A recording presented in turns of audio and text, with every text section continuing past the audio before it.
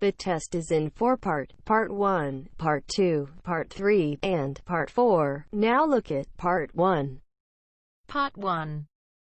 You'll hear a conversation between a student and the coordinator of the Student Service Centre. First, you have some time to read questions 1 to 3.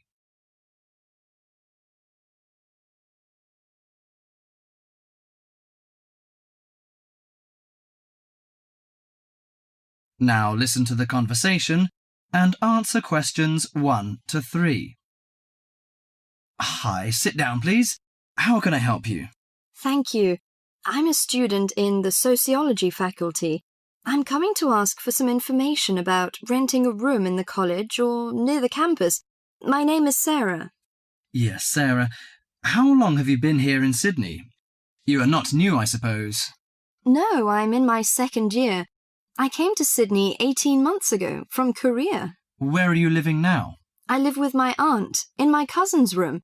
It's pretty nice to live with my relatives, but unfortunately my cousin has finished his term and is returning from Britain next week. I have to rent a room for myself.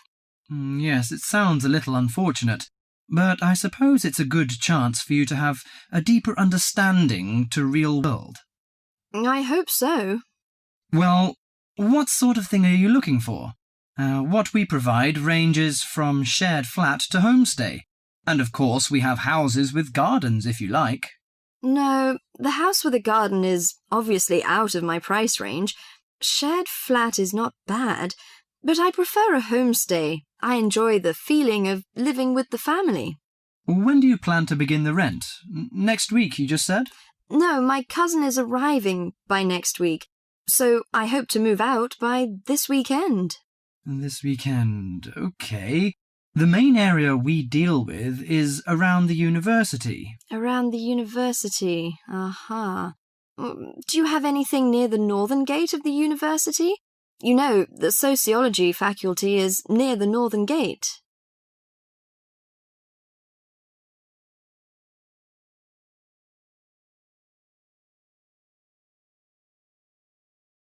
Before you hear the rest of the conversation, you have some time to look at questions 4 to 10.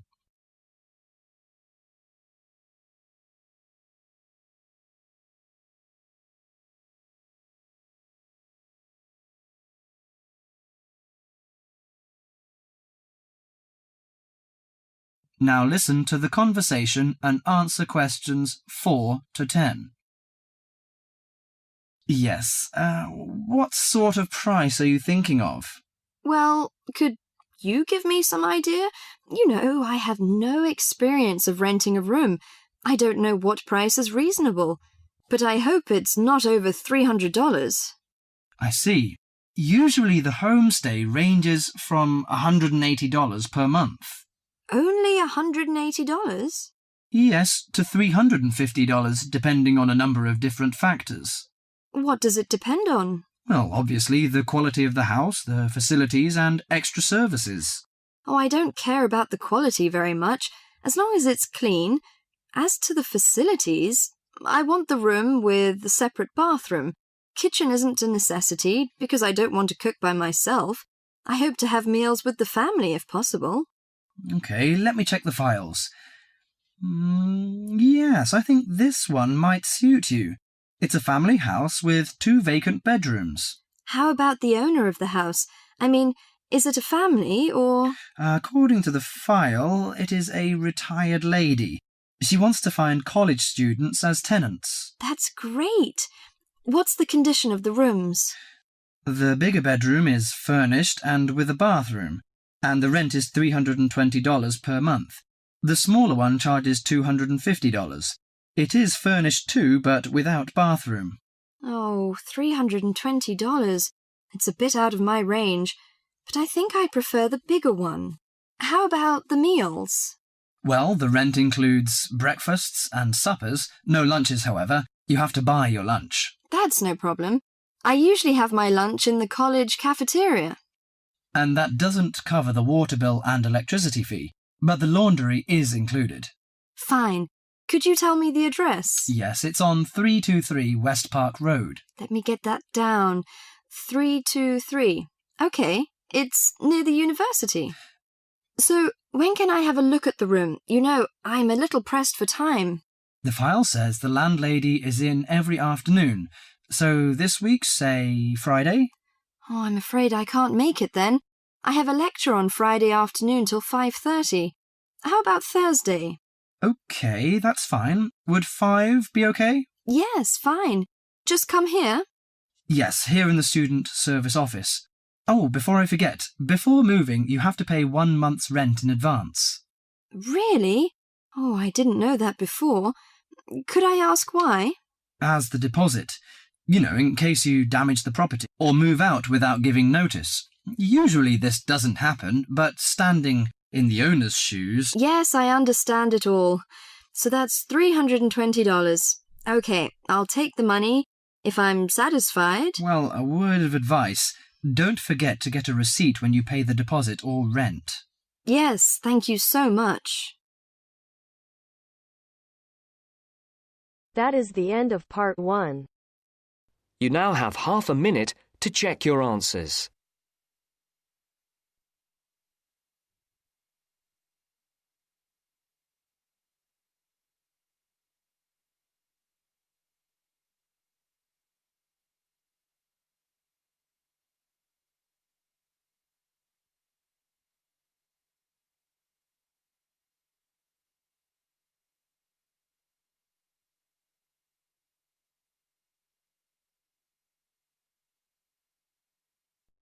Now turns to part 2. Part 2. You are going to hear a talk about Bell College. First, you have some time to look at questions 11 to 17.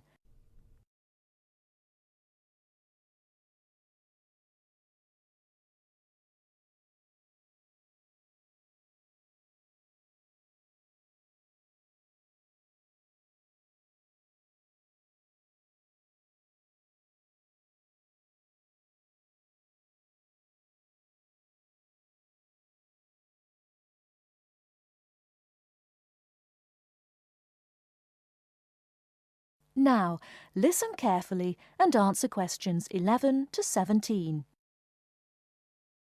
Welcome to Bell College. The aims of the college is to foster the growth of international understanding through the provision of a high-standard educational course. Second, the college is based in a residential setting for adult students from abroad. And last is to make a positive contribution to the development of teaching English as a foreign language. Bell College is one of a group of schools run by the Bell Educational Trust, a non-profit-making educational foundation. The college offers an attractive environment for study and leisure for students aged 18 or over. 160 students live in comfortable single and twin study bedrooms on the campus, and a further 70 or 80 with carefully selected local families. The excellent common room facilities in the college are matched by the extensive gardens and sports fields. Superb academic facilities, including a modern learning centre and library and sophisticated computer networks, are available for students' use in class hours and in the evenings and at weekends. A wide range of courses is offered in 3 areas: the main English programme, teacher training, and English for specific purposes. The teaching staff are highly qualified native speakers with wide experience of working in schools, colleges, and universities in many parts of the world. Living in an international community of 30 or more nationalities is an important part of the Bell College experience. Before you hear the rest of the talk, you have some time to look at questions 18 to 20.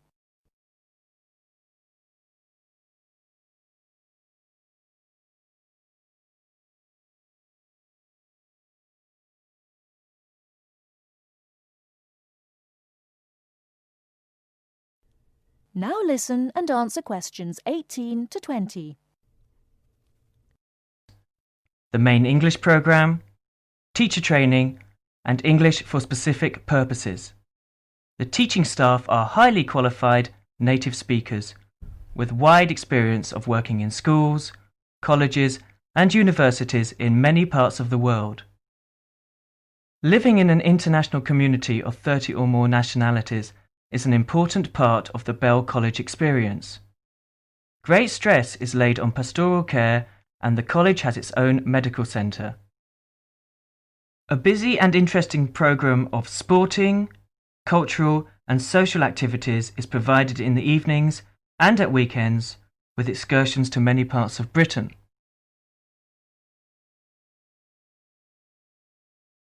That is the end of part 2.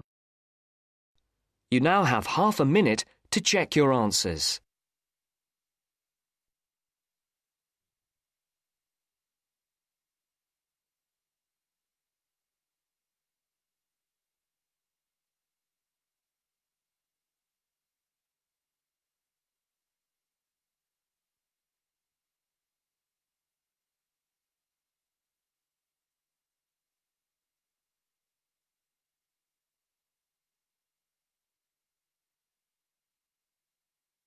Now turns to part 3. Part 3. You are going to hear a series of lectures on Irish culture. Listen to the first part of the lecture. As you listen, complete the notes below. First, you have some time to look at questions 21 to 24.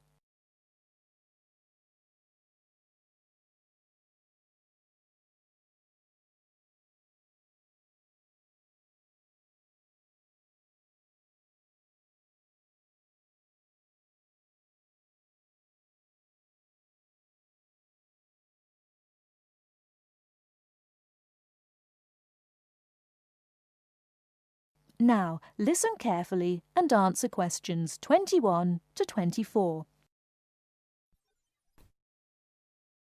River dance is an expression of modern Irish culture, but it is based on a culture which had its golden era from the 6th to the 9th century.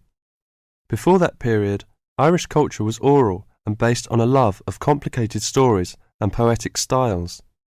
But in the 6th century, something wonderful happened. Writing was introduced by missionaries. From then on, the culture of Ireland began to develop in ways impossible before and had considerable influence in Northern Europe in the period up to the 9th century. With the invasions which began in the 9th century, this golden age collapsed and there never was any real recovery. There were no wealthy kings to sponsor the poets and scholars, so the tradition survived only in a form which the peasants liked. Before you hear the rest of the talk, you have some time to look at questions 25 to 30.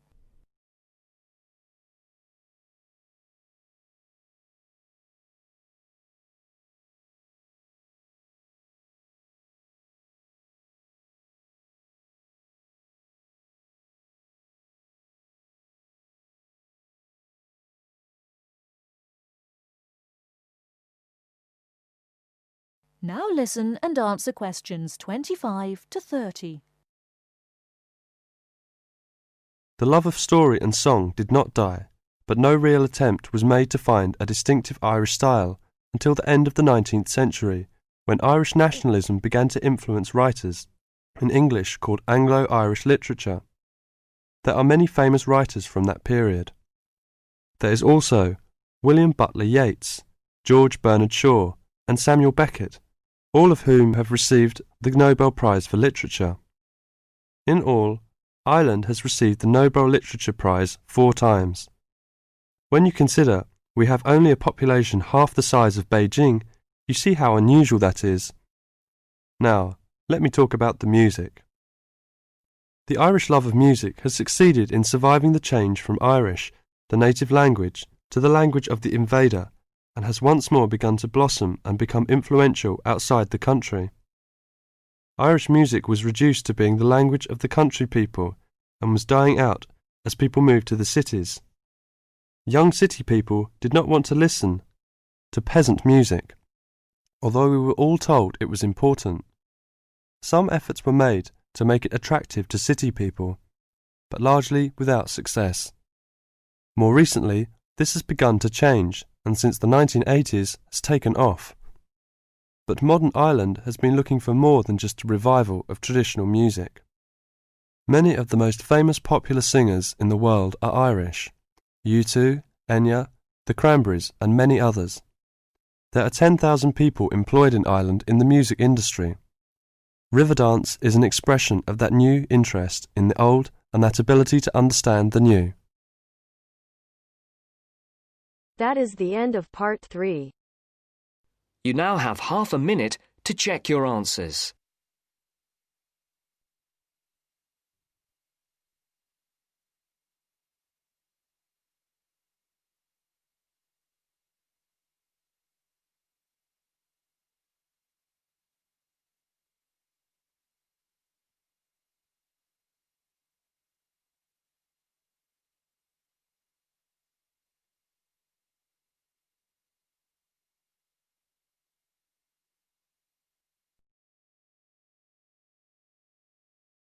Now turns to part 4. Part 4. You are going to listen to a talk from a horse expert, Dr. Alan Sampson. First, you have some time to look at questions 31 to 40.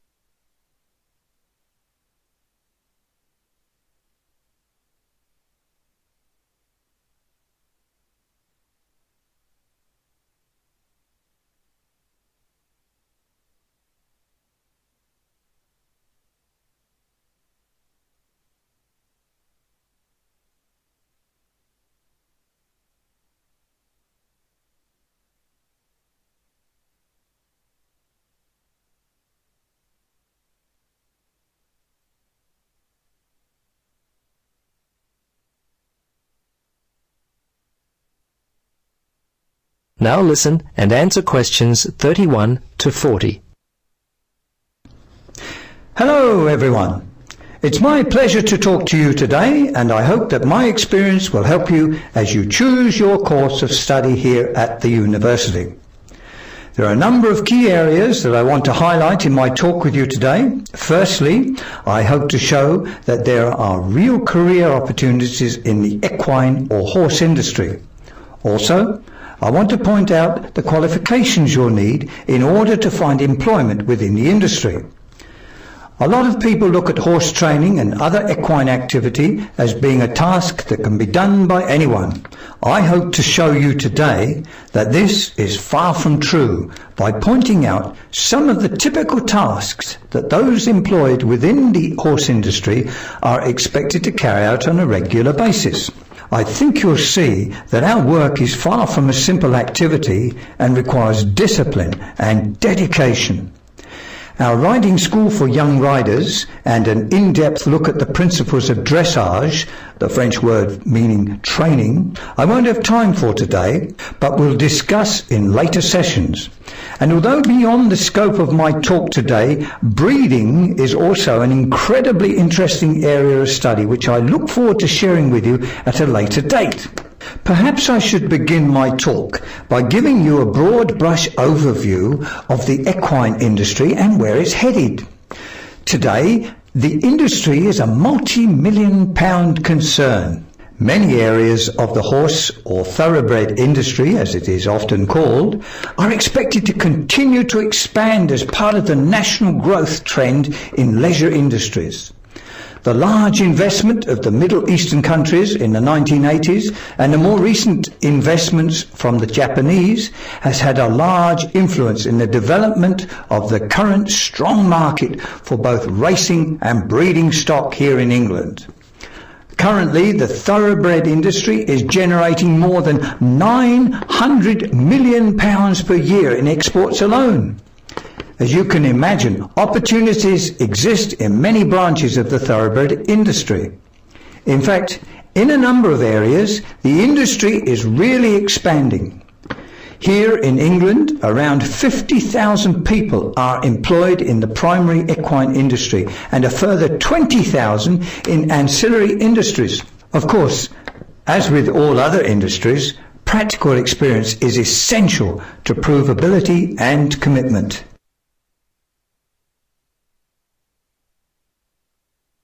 Although I said the employment outlook for those working in the equine industry is favourable, Employers are increasingly looking for more experience and higher qualifications.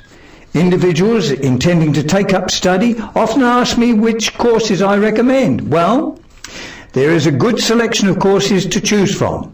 Personally, when I began in the industry, I enrolled in a part-time certificate in equine management course.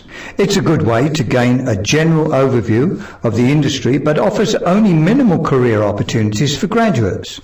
The Bachelor of Equine Science and Thoroughbred Management courses offer a more in-depth look at specific learning areas. Horse riding theory, grooming and saddling are covered, as well as the more scientific areas such as the history and characteristics of breeds, my current area of research, as well as such topics as anatomy and safety in horse handling.